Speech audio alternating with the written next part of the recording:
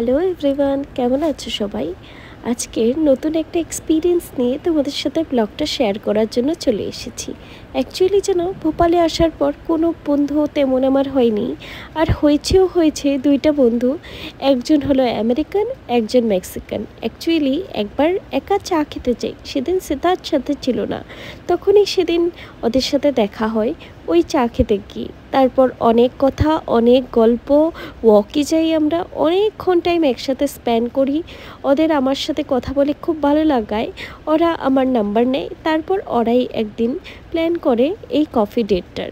তারপরেই রেডি হয়ে বেরিয়ে যাওয়ার প্ল্যান করেছিলাম। আর একটা সুন্দর ক্যাফেও আমি সার্চ করে বের করেছিলাম।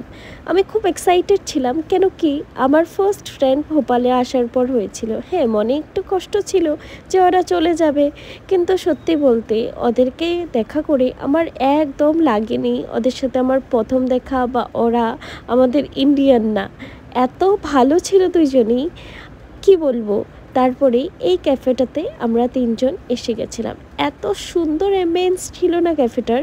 এটা একটা বহমিয়ান ক্যাফে ছিল, আর খাবার দাবারও ভীষণ ভালো ছিল।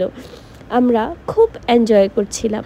আমার চেষ্টা ছিল ওদের দুজনকে একটু ভালো কোথাও নিয়ে যাওয়ার, ওদের কাছে যাতে ইন্ডিয়ার ভালো স্মৃতি কিছু থাকে। আর এই যে দেখতে পাচ্ছ, এদের মধ্যে একজন যে মেক্সিকান ছিল ওর নাম ছিল সারাই, আর আরেকজন যে আমেরিকান ছিল ওর নাম ছিল ব্রিয়ানা। দুইজনেই ভীষণ সুইট ছিল।